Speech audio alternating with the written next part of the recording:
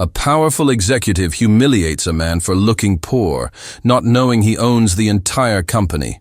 What happens next will restore your faith in justice. The rain hammered against the floor-to-ceiling windows of Meridian Enterprises' 42nd floor, each droplet creating intricate patterns that seemed to mirror the chaos brewing inside the conference room. The morning light struggled to penetrate the gray clouds hanging over downtown Chicago, casting everything in a somber, almost ominous hue that would prove prophetic for what was about to unfold. Marcus Chen stood in the elevator, watching the numbers climb steadily toward his destination. His clothes were still damp from the storm outside, his simple jacket bearing water stains, his worn shoes leaving small puddles on the polished floor. He hadn't expected the weather to turn so violently during his morning walk around the neighborhood where he'd grown up, just a few miles from the gleaming corporate tower that now housed his life's work. At 38, Marcus had built Meridian Enterprises from nothing into a multinational corporation worth billions. But today, he looked nothing like the polished executives who populated his building. His hair was disheveled from the rain, his clothes modest and unpretentious. He carried himself with quiet dignity, but to anyone who didn't know better, he might have been mistaken for someone from the building's maintenance crew. The elevator doors opened on the executive floor with a soft chime. Marcus stepped out into the pristine hallway, his wet shoes squeaking slightly against the marble floor. He was headed to Conference Room A, where the monthly leadership meeting was already underway. As the actual owner of the company, he rarely attended these meetings, preferring to let his management team operate independently. But recent reports of workplace culture issues had prompted him to observe today's session firsthand. He paused outside the conference room, where voices carried through the partially open door. The meeting had clearly begun without him, which was exactly what he'd hoped for. He wanted to see how his executives behaved when they thought no one was watching. "Ladies and gentlemen," came a sharp, authoritative voice that Marcus recognized as belonging to Victoria Sterling, the vice president of operations. "I want to address the elephant in the room. This company's image is everything. We represent excellence, sophistication, and success. Every person in this building is a reflection of our brand." Marcus frowned. This wasn't the agenda item he'd expected to hear. "Which brings me to a concern I've been meaning to raise," Victoria continued, her voice taking on a more aggressive tone. "The caliber of people we're allowing in this building has declined significantly. I've noticed individuals who clearly don't belong in our professional environment. People who look unprofessional, unsuitable. Frankly, some of them look like they belong on the street rather than in our offices." Through the crack in the door, Marcus could see Victoria standing at the head of the polished conference table, her perfectly styled hair catching the artificial light. She was addressing 12 other executives, all nodding along with her words. The sight made something cold settle in Marcus's stomach. "I think we need to implement stricter dress codes and appearance standards," Victoria continued. "Not just for employees, but for anyone who enters this building. Vendors, delivery people, cleaning staff, everyone. If they can't meet our standards, they shouldn't be here." Daniel Rodriguez, the director of human resources, shifted uncomfortably in his chair. "Victoria, I appreciate your concern about professionalism, but we need to be careful about discriminatory policies. Appearance-based restrictions can quickly become problematic from a legal standpoint." Victoria's laugh was sharp and dismissive. "Daniel, please. I'm not talking about discrimination. I'm talking about basic standards. Would you want someone who looks homeless representing your company? Would you want clients to see unprofessional individuals wandering our halls?" "But who decides what's professional?" asked Jennifer Walsh, the marketing director, her voice uncertain. "Sometimes the most talented people don't fit traditional corporate molds. Anyone with eyes can tell the difference between professional and unprofessional," Victoria snapped. "It's common sense.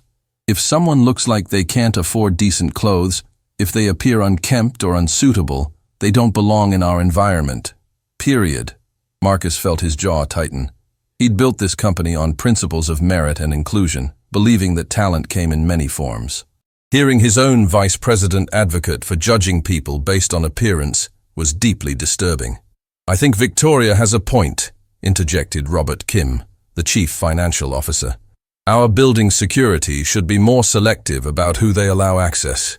We can't have just anyone walking around here." "Exactly," Victoria said, her confidence growing.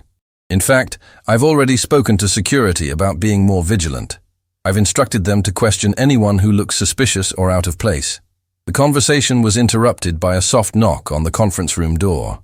All heads turned as Marcus pushed the door open and stepped inside, water still dripping from his jacket onto the expensive carpet. The room fell silent. Every executive stared at this unexpected visitor, a man who clearly didn't belong in their pristine corporate environment. His wet, casual clothes and slightly disheveled appearance stood in stark contrast to their pressed suits and polished shoes. Victoria's eyes immediately narrowed with disgust and indignation. She straightened to her full height, her expression transforming into one of barely contained outrage. "Excuse me," she said, her voice sharp with authority. "This is a private meeting. How did you get past security?" Marcus stood quietly in the doorway, water pooling at his feet. He looked around the room at the faces staring back at him, some curious, some annoyed, but all clearly viewing him as an intruder who didn't belong. "I'm sorry to interrupt," Marcus said calmly, his voice carrying a quiet dignity that somehow felt out of place given his appearance. "I was hoping to observe the meeting." Victoria's laugh was harsh and incredulous. "Observe the meeting? Are you serious? This is an executive leadership meeting for senior management only. Who exactly do you think you are?" The other executives exchanged glances, some looking amused, others appearing uncomfortable with Victoria's aggressive tone, but none of them spoke up to intervene. "I understand your concern," Marcus replied, remaining composed despite the hostility radiating from Victoria. "But I believe there's been a misunderstanding." "The only misunderstanding here," Victoria said, stepping closer to him with intimidating intent, "is you thinking you have any right to be in this room. Look at yourself. Look at this mess you're making on our carpet." She gestured dramatically at the small puddles of water that had dripped from his clothes. "You're dripping all over our conference room like some kind of vagrant who wandered in from the street." Marcus felt every eye in the room examining his appearance, judging him based solely on his wet clothes and modest presentation.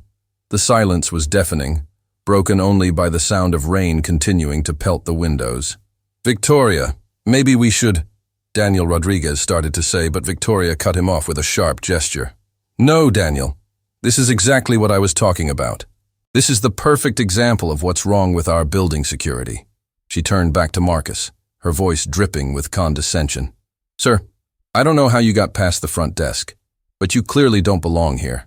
This building houses a prestigious corporation, not a homeless shelter." The words hit Marcus like physical blows. He'd heard plenty of criticism in his business career, but he'd never been spoken to with such naked contempt and prejudice. The other executives watched the exchange with varying degrees of discomfort, but none of them intervened. "Furthermore," Victoria continued, her voice rising with righteous indignation, "your presence here is completely inappropriate. This is a private corporate meeting involving sensitive business information. The fact that someone dressed like that can just walk into our most secure conference room is a serious security breach." Marcus remained standing in the doorway, his dignity intact despite the verbal assault. "I understand your concerns about security," he said quietly. "But I think if you'd allow me to explain—" "Explain what?" Victoria interrupted, her voice reaching a crescendo of disgust. "Explain how someone who obviously can't afford proper clothing thinks they have the right to interrupt a meeting of corporate executives. Explain how you managed to sneak past security looking like you just crawled out of an alley." She paused dramatically, scanning the room to ensure she had everyone's attention. "Ladies and gentlemen, this is exactly the problem I've been describing. When we allow our standards to slip, when we become too lenient about who we permit in our building, this is what happens." Marcus felt something cold and hard settling in his chest. Not anger exactly, but a profound disappointment in seeing the true nature of the person he'd entrusted with significant responsibility in his company. "Sir," Victoria said, her tone now becoming mockingly patient, as if she were speaking to a child, "I'm going to help you understand something very important. This building, this company, represents excellence. We work with Fortune 500 clients. We manage billions of dollars in assets. Our employees wear $1,000 suits and drive luxury cars." She gestured around the room at the other executives, most of whom were looking increasingly uncomfortable but remained silent. "Do you see anyone else in this room who looks like you?" Victoria asked. "Do you see anyone else dripping rainwater on our carpet? Do you see anyone else dressed like they shop at thrift stores?" The silence stretched on, thick with tension and embarrassment. Marcus could hear his own heartbeat, could feel the weight of every stare in the room. But beneath the humiliation, something else was building. Not rage, but a crystalline clarity about who Victoria Sterling really was beneath her polished exterior. "The answer is no," Victoria continued, when Marcus didn't respond. "Because we have standards here. We have expectations. And unfortunately, you don't meet them." Jennifer Walsh looked like she wanted to say something, her mouth opening slightly, but she caught Victoria's warning glare and remained silent. Daniel Rodriguez was staring at his hands, clearly uncomfortable, but unwilling to challenge Victoria's authority. "Now," Victoria said, moving closer to Marcus with predatory confidence, "I'm going to give you two choices. You can leave this building immediately and never come back, or I can call security to escort you out. Either way, your little adventure ends right now." Marcus looked around the room one more time, meeting the eyes of each executive present. Some looked away, unable to maintain eye contact. Others watched with curiosity, waiting to see how this drama would unfold. But none of them spoke up to defend him or question Victoria's behavior. "I see," Marcus said quietly. "And if I choose to stay?" Victoria's smile was sharp and unforgiving. "Then you'll discover exactly how serious we are about maintaining our standards." She walked over to the conference room's side table, where a pitcher of ice water sat next to glasses for the meeting attendees. The sound of ice clinking against glass was the only noise in the room as she picked up the pitcher. "You know what I think?" Victoria said, turning back to face Marcus. "I think you need to understand exactly how unwelcome you are here. I think you need a reminder of what happens when people like you try to insert themselves into places where they don't belong." What happened next would be talked about in corporate circles for years to come. Victoria Sterling, Vice President of Operations at Meridian Enterprises, walked deliberately across the conference room carrying the pitcher of ice water. Every executive in the room watched in stunned silence as she approached Marcus Chen, who stood quietly in the doorway, still dripping from the storm outside.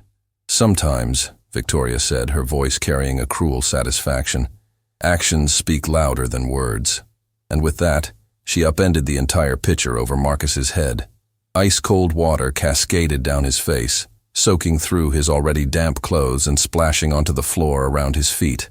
Ice cubes scattered across the carpet with small, sharp sounds that seemed unnaturally loud in the absolute silence that followed. Marcus stood completely still, water streaming down his face and dripping from his hair.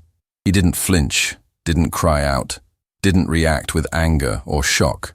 He simply stood there with quiet dignity as water pooled around his shoes and the last drops fell from the empty pitcher in Victoria's hands. The silence in the room was deafening. Every executive stared in horrified fascination at what had just occurred.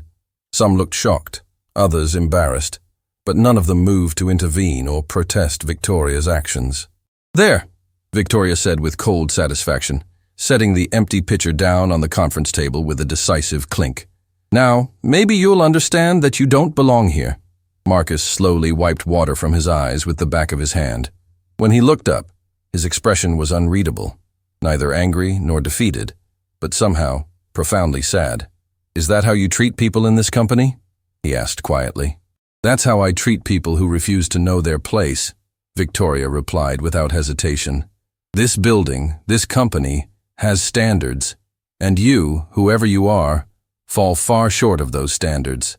The other executives shifted uncomfortably, but still nobody spoke up. The corporate hierarchy was too rigid, Victoria's authority too established, for anyone to risk challenging her in front of the group. "Furthermore," Victoria continued, emboldened by the lack of resistance, "I want you to remember this moment. I want you to remember what happens when people like you try to push yourselves into spaces where you're not wanted. Maybe next time you'll think twice before attempting to crash a meeting of your betters." Marcus nodded slowly, as if processing her words carefully. "I see," he said. "So this is the culture you've created here." "This is the culture of excellence and accountability," Victoria corrected sharply. "This is what happens when standards matter more than misguided political correctness." She turned to address the other executives, gesturing toward Marcus as if he were an object lesson. Let this be a reminder to all of us about the importance of maintaining our professional environment. When we allow our standards to slip, when we become too tolerant of mediocrity, this is what we get. Random people thinking they can just walk into our meetings. Marcus stood there for another moment, water still dripping from his clothes and forming an expanding puddle beneath his feet. Then, without another word, he turned and walked out of the conference room. The sound of his wet footsteps echoed down the hallway until they faded entirely, leaving the executives in complete silence. For several long seconds, nobody in the conference room spoke. The weight of what had just occurred seemed to settle over them like a heavy blanket. Finally, Jennifer Walsh cleared her throat. "Victoria," she said hesitantly, "don't you think that was a bit extreme?" Victoria whirled around to face her, eyes flashing with irritation. "Extreme? Jennifer, that was necessary. Someone needed to show that man that actions have consequences. Someone needed to demonstrate that this company won't tolerate disruptions from inappropriate individuals. But we don't even know who he was," Daniel Rodriguez said quietly. "What if he was here for a legitimate reason?" "Legitimate reason?" Victoria laughed harshly. "Daniel, look around this room. Look at how we're dressed, how we present ourselves. Does anything about that man suggest he had a legitimate reason to be in an executive meeting? Use your common sense." Robert Kim nodded in agreement. "Victoria's right. The guy clearly didn't belong here. Better to be safe than sorry when it comes to corporate security. Still," Jennifer persisted, "humiliating someone like that seems unnecessarily cruel." Victoria's expression hardened. "Jennifer, I'm going to say this once, and I hope you'll listen carefully.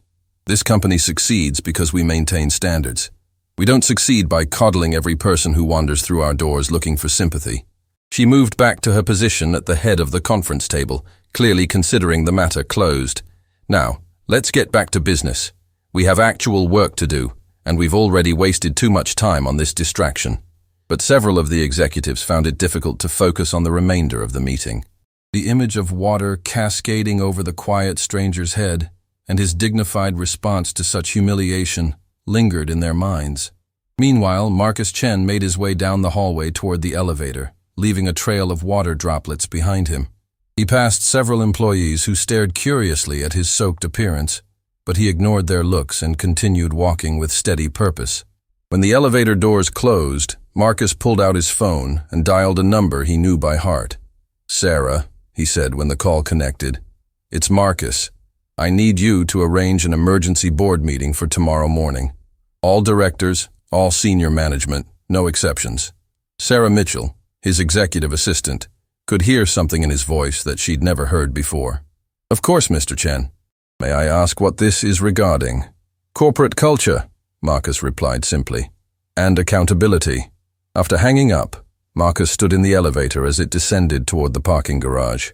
Water continued to drip from his clothes, but his mind was already working through what needed to happen next.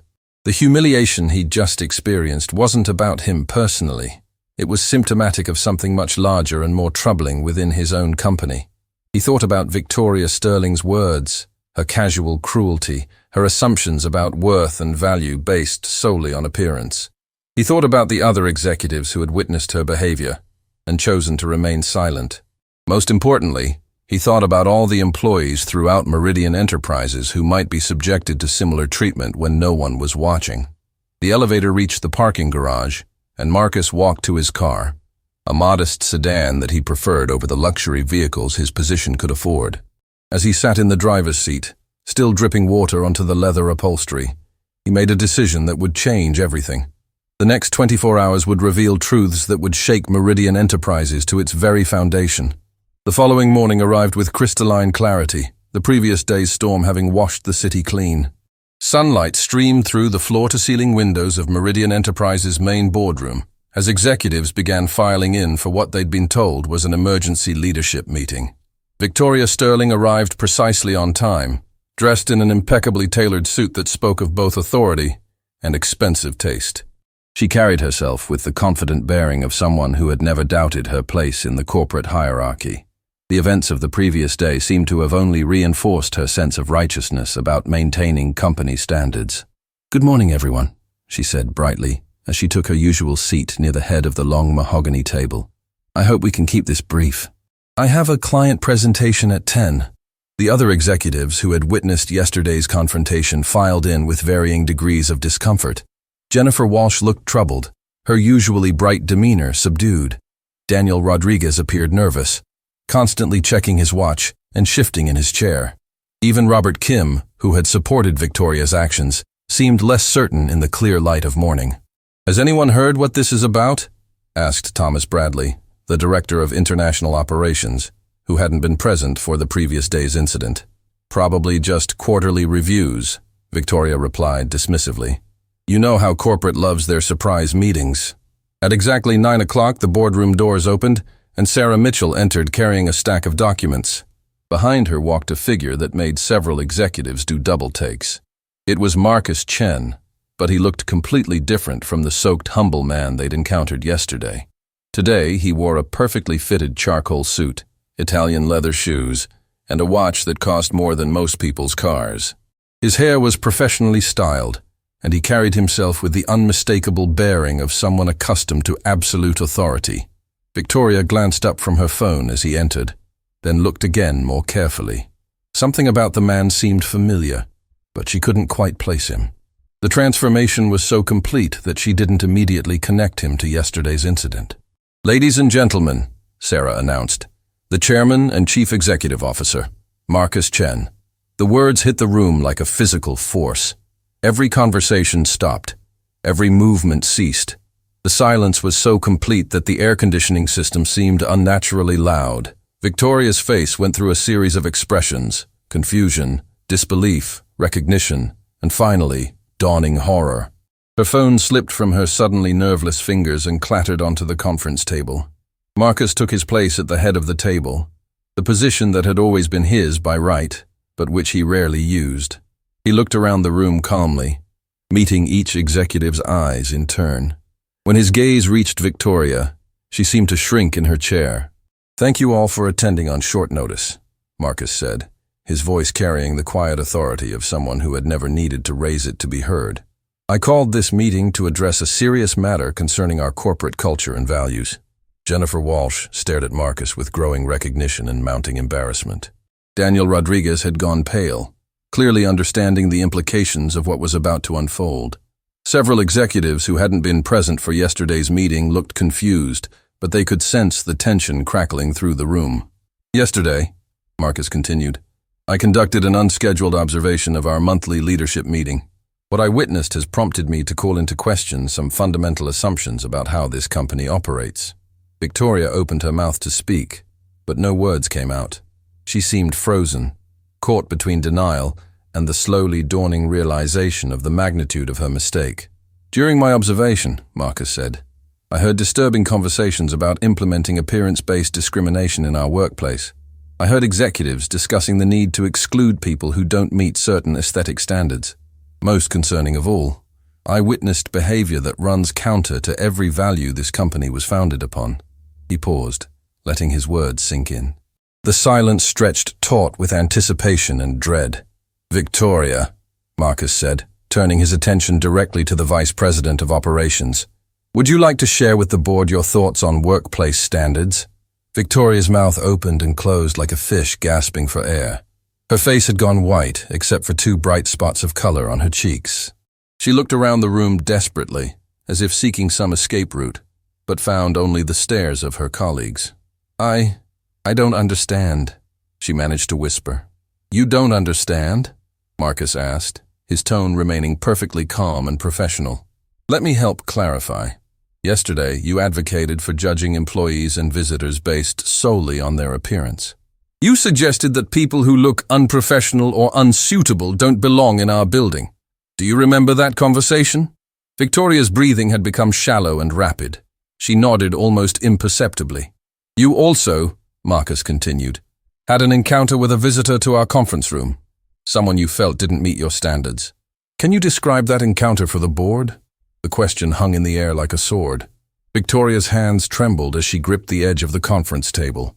Around the room, other executives who had witnessed the incident looked sick with understanding. "Please," Victoria whispered, so quietly that several people had to lean forward to hear her. "I didn't know. I had no idea who you were." That's precisely the point, Marcus replied. You didn't know who I was. You made assumptions based entirely on my appearance. You decided my worth, my right to be here, my basic human dignity, based on the fact that I was wet from the rain and wearing modest clothes. He stood up from his chair and walked slowly around the conference table, his footsteps echoing in the silence. But let's be specific about what happened, Marcus continued. You didn't just ask me to leave. You didn't just question my presence. You humiliated me. You deliberately poured ice water over my head to teach me my place, as you put it. Several executives gasped audibly. Those who hadn't witnessed the incident looked shocked, while those who had been present appeared ready to disappear into their chairs. Furthermore, Marcus said, you did this in front of 12 other senior executives, not one of whom intervened or objected to your behavior. This suggests that the problem extends beyond individual prejudice to systemic cultural issues within our leadership team. Thomas Bradley looked confused and horrified. Victoria, you poured water on the CEO? Victoria couldn't answer. Tears were streaming down her face as the full weight of her actions crashed over her. Marcus returned to his position at the head of the table. The question before us now is not just what to do about yesterday's incident, but what it reveals about our company's values and culture. If our senior leadership believes it's acceptable to humiliate people based on their appearance, what message does that send to our employees? What kind of workplace are we creating? He activated the large screen at the far end of the conference room, displaying a presentation he'd prepared during the previous evening. I spent last night reviewing our employee satisfaction surveys, our diversity and inclusion metrics, and our customer feedback ratings. What I found was troubling but not entirely surprising. The first slide showed employee satisfaction scores that had been declining steadily over the past 2 years. The second displayed increasing complaints about workplace harassment and discrimination. The third revealed that several major clients had expressed concerns about the company's cultural atmosphere. It appears, Marcus said, that yesterday's incident was not an isolated event, but rather a symptom of broader problems within our organization. Victoria finally found her voice, though it came out as a broken whisper. Mr. Chen, I am so deeply sorry. I made a terrible mistake. I would never have, if I had known. But that's exactly the problem, Victoria. Marcus interrupted gently. Your behavior was contingent on my identity, not on basic human decency. You treated me with cruelty not because of anything I had done, but because you perceived me as powerless. He clicked to the next slide, which showed statistics about workplace discrimination and its impact on corporate performance. Research consistently demonstrates that companies with inclusive cultures outperform their competitors in virtually every metric: innovation, productivity, employee retention, customer satisfaction, all improve when organizations embrace diversity and reject prejudice. Marcus looked around the room at his assembled executives. We have a choice to make as a leadership team. We can continue down the path that led to yesterday's incident, or we can recommit to the values that built this company. Jennifer Walsh raised her hand tentatively. Mr. Chen, I want to apologize. I should have spoken up yesterday. I should have intervened when the incident occurred. I failed as a leader and as a human being. Thank you for acknowledging that, Jennifer, Marcus replied.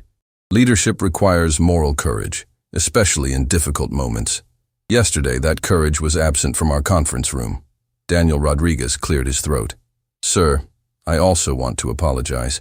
I was uncomfortable with Victoria's behavior, but I chose silence over action. That was cowardly and wrong. One by one, the executives who had witnessed the incident offered their apologies and admissions of failure. The weight of collective shame settled over the room like a heavy blanket. Victoria sat in stunned silence as her colleagues acknowledged their complicity in her actions. She realized that she had not only destroyed her own career, but had also exposed the moral failures of the entire leadership team.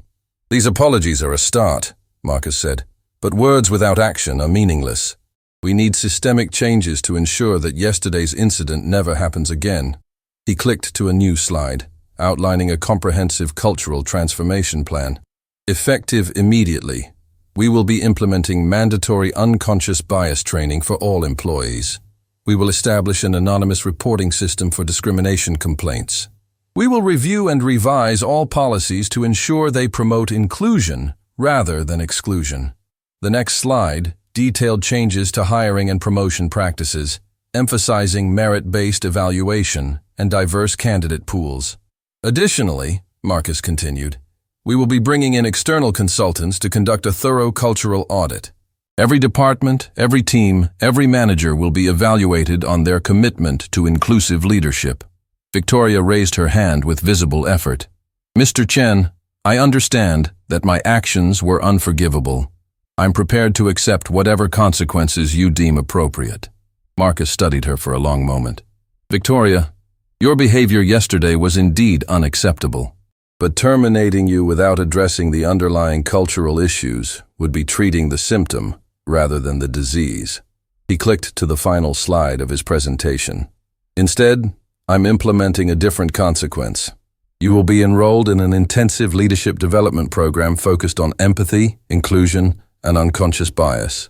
You will spend the next 6 months working directly with our employee resource groups, learning from people whose experiences differ from your own. Victoria's eyes widened with surprise. You're not firing me? I'm giving you an opportunity to become the leader this company needs, Marcus replied. But make no mistake, this is your only opportunity. Any future incidents of discrimination or prejudice will result in immediate termination. He turned to address the entire room. The same standard applies to everyone in this room. We will measure your performance not just on financial metrics, but on your commitment to creating an inclusive workplace culture. Thomas Bradley raised his hand. Mr. Chen, what about the employees who weren't involved in yesterday's incident? How do we ensure they understand the seriousness of these changes? Excellent question, Marcus replied. We'll be holding company-wide assemblies to discuss these cultural changes. I'll be sharing my own experience from yesterday, anonymously at first, to help employees understand why these changes are necessary.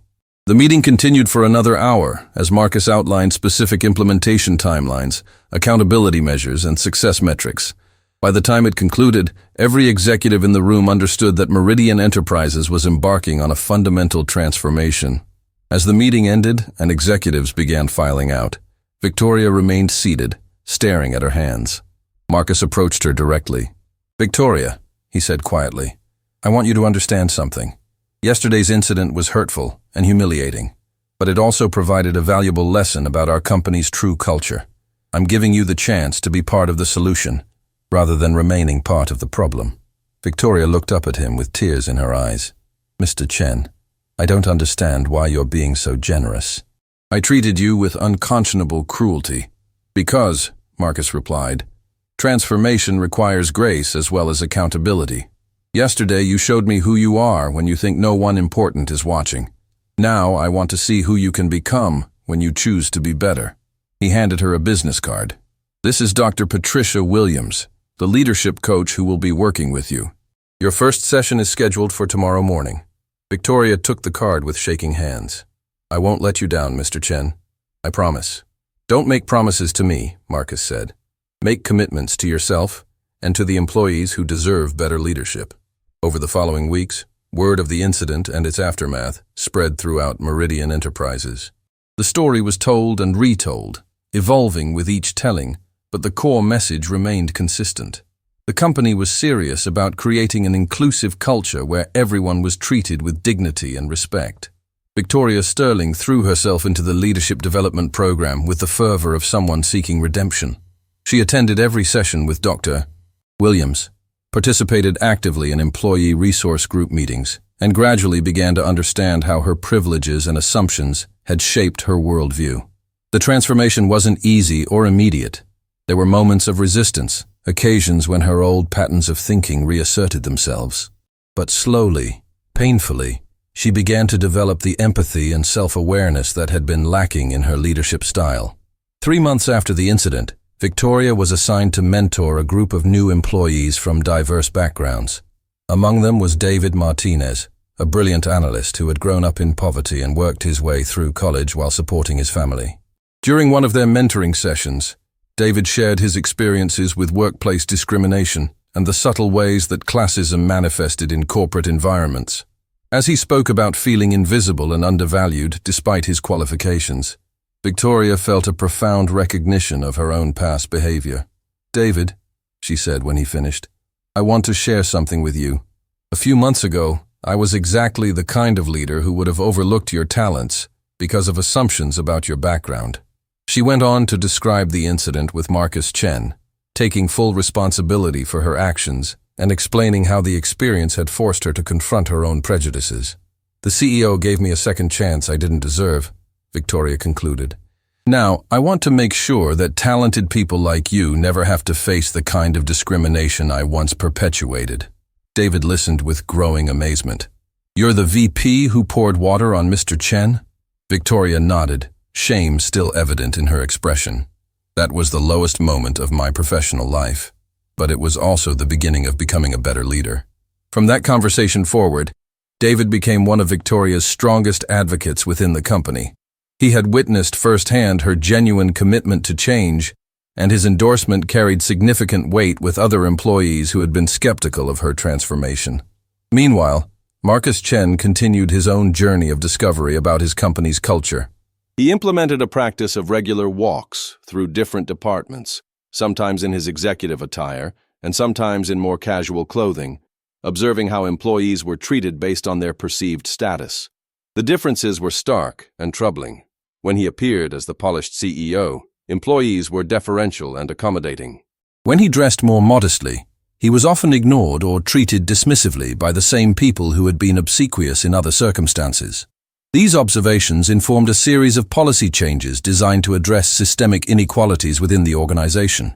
Meridian Enterprises implemented blind resume reviews for hiring, established clear criteria for promotions based on performance rather than presentation, and created multiple pathways for employee feedback and recognition.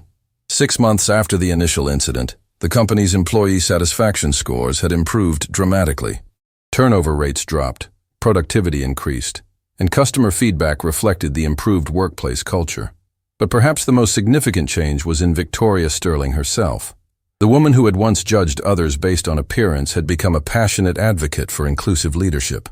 She spoke at industry conferences about the importance of unconscious bias training, mentored employees from underrepresented groups, and worked tirelessly to ensure that Meridian Enterprises became a model for corporate transformation. During the company's annual leadership retreat, Marcus Chen addressed the assembled executives about the journey they'd taken together. "A year ago," he said, "we discovered that our company had drifted from its foundational values. We had allowed prejudice and elitism to take root in our culture. The incident that exposed these problems was painful, but it also provided an opportunity for growth." He looked around the room at faces that had become more thoughtful, more inclusive, more aware of their impact on others. "True leadership," Marcus continued, "isn't about maintaining power over others. It's about empowering others to reach their full potential. It's about creating environments where talent can flourish regardless of background, appearance, or circumstances." Victoria Sterling raised her hand. "Mr. Chen, I'd like to share something with the group, if you don't mind." Marcus nodded for her to continue. "A year ago, I was the worst kind of leader, someone who used position and privilege to diminish others rather than lift them up. The incident with Mr. Chen forced me to confront ugly truths about myself that I had been avoiding." Her voice was steady, but filled with emotion. "The transformation process has been difficult and humbling, but it's also been the most important work of my professional life. I've learned that true strength comes from vulnerability, that real authority comes from service, and that the best leaders are those who recognize their own capacity for growth." She paused, gathering her thoughts. "I want to thank Mr. Chen, not just for the second chance he gave me, but for showing me what graceful leadership looks like. He could have destroyed my career with a single phone call.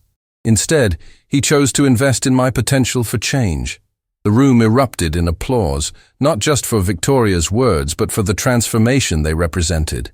Here was a leader who had fallen from grace, but had chosen to rebuild herself on a foundation of humility and service. Marcus Chen stood to respond. "Victoria, your journey demonstrates something profound about human nature, our capacity for growth, learning, and redemption. But the real test isn't in this room among fellow executives. It's in how we treat the newest employee, the maintenance worker, the intern, the visitor who doesn't look like they belong." He activated the presentation screen one final time, displaying a quote that had become the company's unofficial motto. Judge not by appearance but by character, not by privilege but by potential, not by position but by purpose. This quote, Marcus said, was suggested by Maria Santos, one of our custodial staff members, during a company-wide feedback session. Maria reminded us that wisdom and insight come from all levels of our organization, not just the executive suite. The executives applauded again, this time for Maria's contribution to their corporate philosophy. As the retreat concluded, Victoria Sterling approached Marcus Chen privately. "Mr. Chen," she said, "I have a question I've been wanting to ask for months." "What's that, Victoria?" "When you were standing in that conference room, soaking wet from the rain and then from the water I poured on you, what were you thinking? I've tried to imagine what was going through your mind during that moment." Marcus considered the question carefully. "I was thinking about my grandmother," he said finally. Victoria looked surprised. "Your grandmother?" "She worked as a domestic worker for wealthy families her entire life," Marcus explained. "She was brilliant, insightful, and kind, but she was invisible to most of the people she served. They saw her uniform, her accent, her social status, but they never saw her humanity." His voice grew soft with memory. "When you poured that water over my head, I realized that despite all my success, despite building this company from nothing, I could still be reduced to invisibility in the eyes of someone who judged by appearance rather than character." Victoria's eyes filled with tears. "I'm so sorry, Mr. Chen. I became exactly the kind of person who would have dismissed your grandmother." "But you're not that person anymore," Marcus replied. "That's the power of conscious growth and intentional change. We don't have to remain prisoners of our past assumptions and prejudices." He handed her an envelope. "There's something I want you to have." Victoria opened the envelope to find a photograph of an elderly Asian woman in a housekeeper's uniform, standing beside a young boy in school clothes. "That's my grandmother, Elena Chen, and me on my first day of high school. She saved every penny she could to buy me that uniform and backpack. She believed that education was the path to dignity and opportunity." Victoria studied the photograph, seeing the love and pride in the older woman's eyes. "Elena never lived to see me build this company," Marcus continued, "but her values are woven into everything we do here. She taught me that a person's worth has nothing to do with their job title or bank account, and everything to do with how they treat others." Victoria carefully placed the photograph back in the envelope. "Thank you for sharing this with me. I'll treasure it. More importantly," Marcus said, "I hope you'll remember it. When you're faced with someone who looks different, sounds different, or comes from different circumstances, I hope you'll think about Elena Chen and all the other invisible people whose contributions make our success possible." As the months passed, the story of Marcus Chen and Victoria Sterling became legendary within business circles, not as a tale of comeuppance or revenge, but as an example of transformative leadership and the power of second chances. Victoria went on to become one of the industry's most respected voices on inclusive leadership, speaking frequently about the importance of examining unconscious bias and creating equitable workplace cultures. Her transformation was so complete and authentic that she was eventually promoted to Chief People Officer, a role in which she championed the very values she had once violated. Marcus Chen continued to lead Meridian Enterprises with quiet dignity and unwavering commitment to justice and inclusion. Under his leadership, the company became a model for corporate social responsibility, attracting top talent from diverse backgrounds and consistently ranking among the best places to work in multiple industry surveys. But perhaps the most lasting impact of that rainy day incident was the ripple effect it created throughout the business community. The story spread, evolved, and inspired countless conversations about leadership, prejudice, and the importance of treating all people with dignity regardless of their apparent station in life. Years later, business schools would use the case study of Meridian Enterprises' cultural transformation as an example of how crisis can become catalyst, how individual growth can drive organizational change, and how the most powerful form of leadership is often quiet, graceful, and focused on empowering others.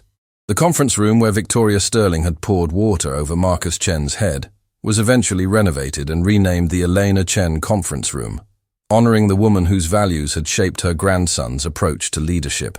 A plaque by the door reminded all who entered, "True dignity lies not in never falling, but in how we choose to rise." Victoria Sterling would often pause at that plaque during her daily rounds through the office, remembering the person she had been and reaffirming her commitment to the person she had chosen to become. The transformation hadn't been easy, but it had been worth every difficult moment. And in boardrooms across the city, executives who had heard the story found themselves pausing before making assumptions about others, remembering that appearances can deceive, that worth isn't determined by wardrobe, and that the most important qualities in any person are often invisible to the casual observer. The rain had stopped falling long ago, but the lessons it had revealed continued to nourish growth, understanding, and hope for a more just and inclusive world. 2 years after the incident, Marcus Chen received an unexpected phone call that would test everything the company had learned about transformation and second chances. "Mr. Chen," his secretary Sarah announced over the intercom, "there's a young woman here to see you. She says her name is Isabella Rodriguez, and she's Victoria Sterling's daughter." Marcus felt a chill run down his spine. He had known that Victoria had a family, but they had never discussed her personal life in detail during the transformation process. The fact that her daughter was here, unannounced, suggested something significant was happening. "Send her in, please," Marcus replied, steeling himself for whatever revelation was about to unfold. Isabella Rodriguez entered the office with hesitant steps, bearing a striking resemblance to her mother, but carrying herself with an uncertainty that Victoria had never displayed.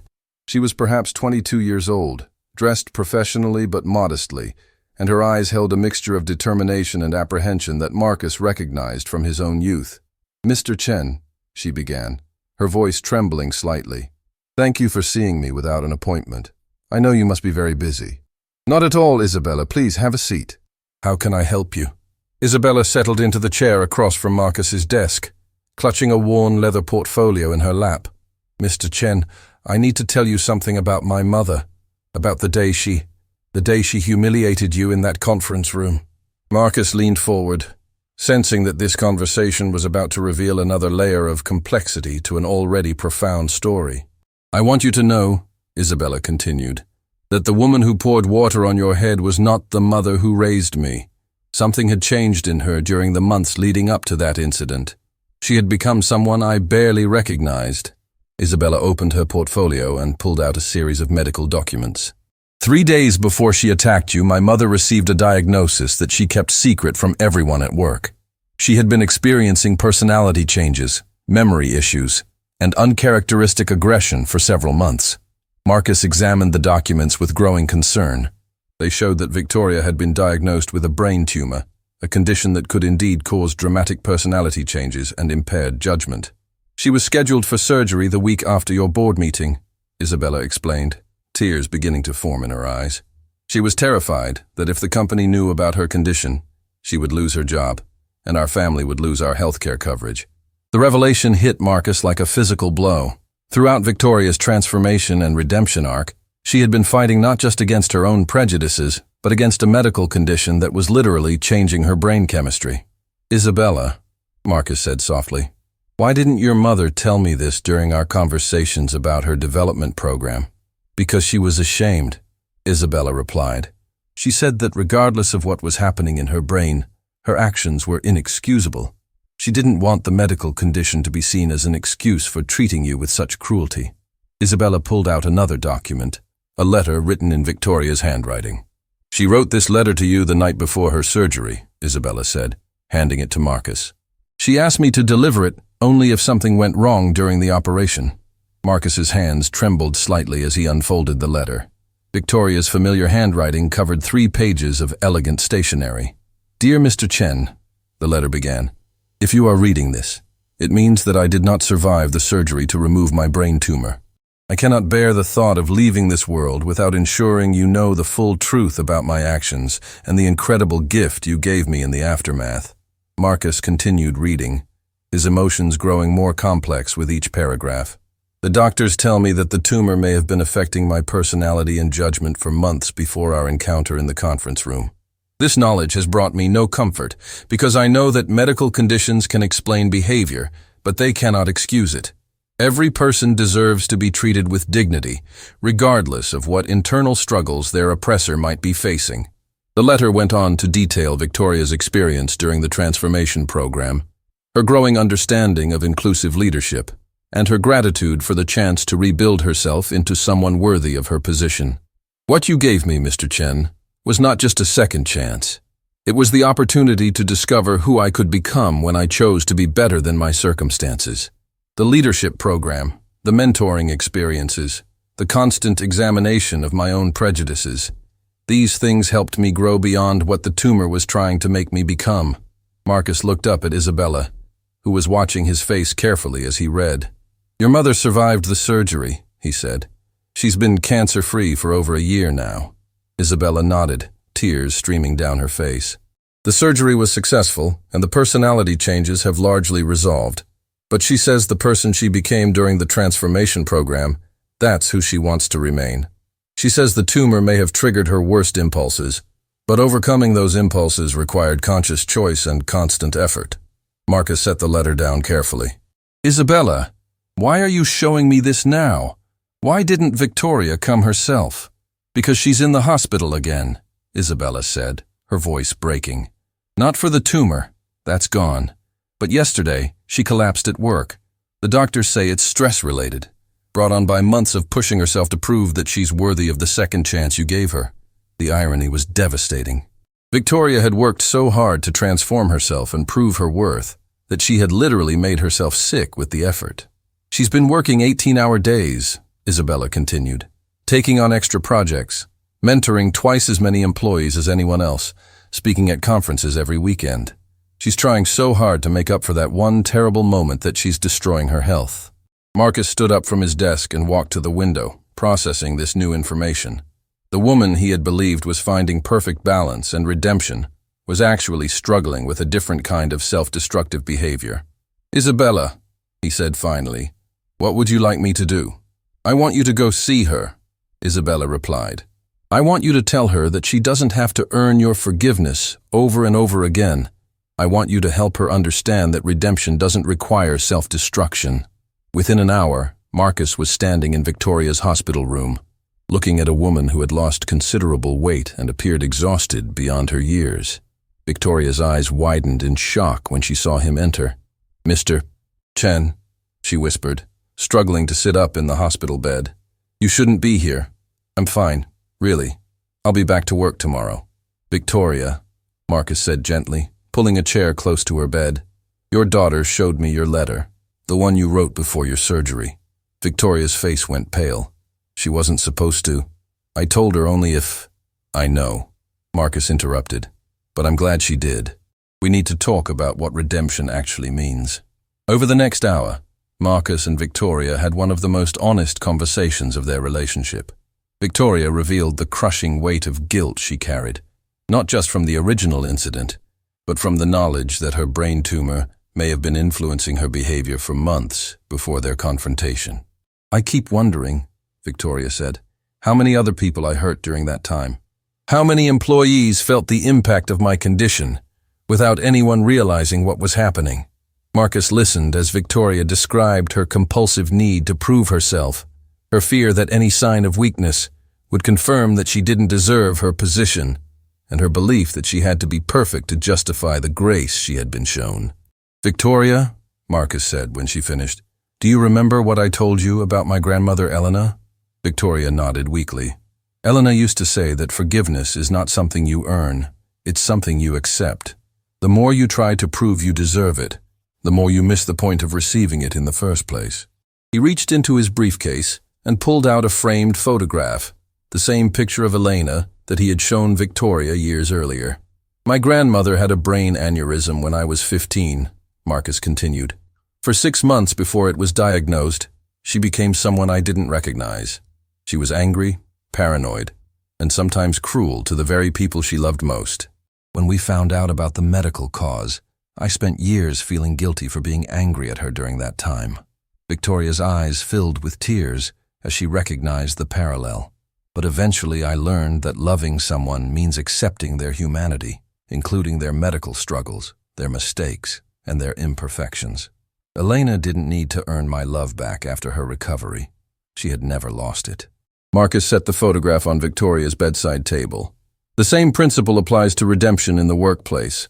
You don't have to work yourself to death to prove you're worthy of a second chance. You just have to accept that you've already been given one. Victoria broke down completely, sobbing with a mixture of relief and exhaustion that had been building for months. For the first time since the original incident, she allowed herself to feel the full weight of everything that had happened without the compulsive need to immediately fix or compensate for it. "Mr. Chen," she said when she could speak again, "I don't know how to stop trying to earn what I've already been given. That's why we're going to modify your role at the company," Marcus replied. "You're going to take a 3-month medical leave to recover fully. When you return, you'll be transitioning to a new position I'm creating, Director of Leadership Wellness." Victoria looked confused. "I don't understand. Your experience, both with unconscious bias and with the health challenges that can affect decision-making, has given you unique insights into leadership development. I want you to create programs that help other executives recognize when they're struggling, whether from stress, health issues, or personal challenges that might be affecting their judgment." Marcus pulled out a job description he had drafted during the drive to the hospital. "This role will involve working with employees at all levels who are facing similar challenges. You'll help create support systems for leaders who are dealing with health issues, family crises, or other circumstances that might impact their work performance." Victoria read through the description with growing amazement. "You're not punishing me for being sick. You're turning my experience into a way to help others." "Exactly," Marcus confirmed. "True redemption isn't about perfect performance. It's about using our struggles to create value for others facing similar challenges." The new role would require Victoria to work normal hours, take mandatory breaks, and focus on sustainable leadership practices rather than perfectionist overachievement. It was a complete reversal of the self-destructive pattern she had fallen into. 3 months later, Victoria returned to work as Director of Leadership Wellness. Her first initiative was a company-wide program called Invisible Struggles, designed to help employees recognize when colleagues might be dealing with health issues, family problems, or other challenges that could affect their behavior. The program was revolutionary in its approach. Rather than simply punishing poor behavior, it created pathways for employees to get help when they were struggling. Medical leave policies were expanded, mental health resources were enhanced, and managers were trained to recognize signs of distress in their team members. Victoria's own story became a cornerstone of the program, though she was careful to emphasize that medical conditions could explain behavior, but never excuse harmful actions toward others. "The goal," Victoria explained during the program's launch presentation, "is not to create excuses for poor behavior, but to create support systems that prevent good people from making terrible mistakes when they're struggling." The program's impact extended far beyond Meridian Enterprises. Other companies began implementing similar initiatives, recognizing that supporting employees through difficult times was not just compassionate, but also good business practice. Dr. Patricia Williams, the leadership coach who had worked with Victoria during her initial transformation, was brought in to help design training modules for the new program. During one of their planning sessions, she made an observation that would shape the program's philosophy. "Victoria," Dr. Williams said, "your story demonstrates something profound about human resilience. You've been through 3 distinct transformations: overcoming unconscious bias, surviving a serious illness, and learning to accept grace rather than earning it. Each phase required different skills and insights." Victoria nodded thoughtfully. "I think that's why this work feels so meaningful. I understand that people can change, but I also understand how difficult and complex that change can be." The Invisible Struggles program eventually expanded to include support for employees dealing with financial stress, caregiving responsibilities, addiction recovery, and other life challenges that could impact work performance.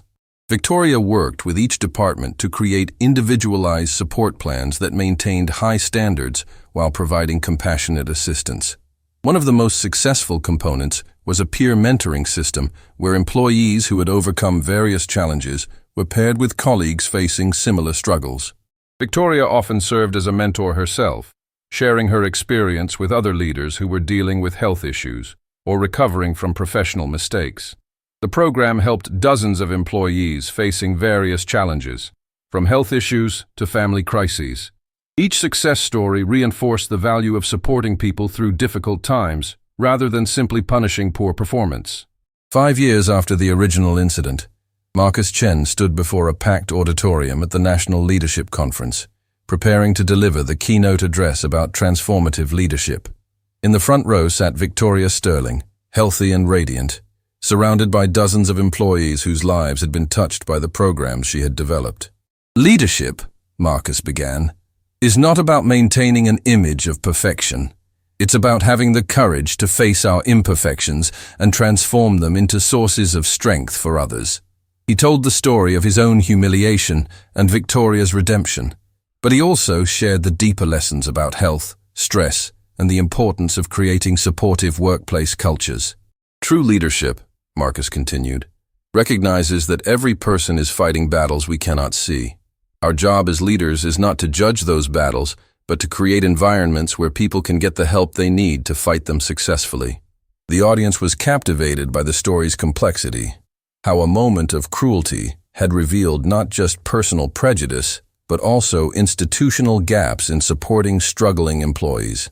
They were inspired by Victoria's multiple transformations and the innovative programs that had emerged from her experience. During the question and answer session, a young executive raised her hand. Mr. Chen, how do you balance accountability with compassion when dealing with employee mistakes? Marcus looked at Victoria, who nodded encouragingly.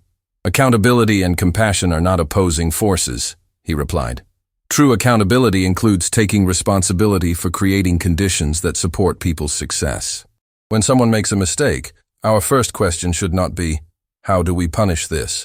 But, how do we prevent this from happening again? Victoria stood up to add her perspective. From my experience on both sides of this equation, I can tell you that consequences are important, but they're most effective when they're designed to promote growth rather than just punishment. The goal should always be restoration, both for the person who made the mistake and for those who were harmed by it. After the conference, Marcus and Victoria reflected on their journey together. The principles that emerged from that difficult day continued to create positive change in countless lives across many organizations. The Elena Chen Conference Room became a pilgrimage site of sorts for executives studying inclusive leadership. The plaque by the door was supplemented by a display case containing Victoria's original letter to Marcus, examples of employee feedback from the Invisible Struggles program, and testimonials from other organizations that had implemented similar initiatives. Most importantly, the principles that emerged from that difficult day continued to create positive change in countless lives. Employees who might have been fired for struggles beyond their control instead received support that helped them become more effective leaders. Organizations that might have maintained cultures of perfectionism instead embraced approaches that valued growth and resilience. Marcus Chen continued to lead with quiet dignity, and Victoria Sterling became a respected speaker on leadership development. Their story became a template for organizational transformation, showing how crisis could become catalyst, how individual growth could drive systemic change, and how the most profound leadership lessons often emerged from moments of profound failure. The lesson was simple but profound. True leadership is not about power over others, but about empowering others to become their best selves, especially when they're struggling to find their way.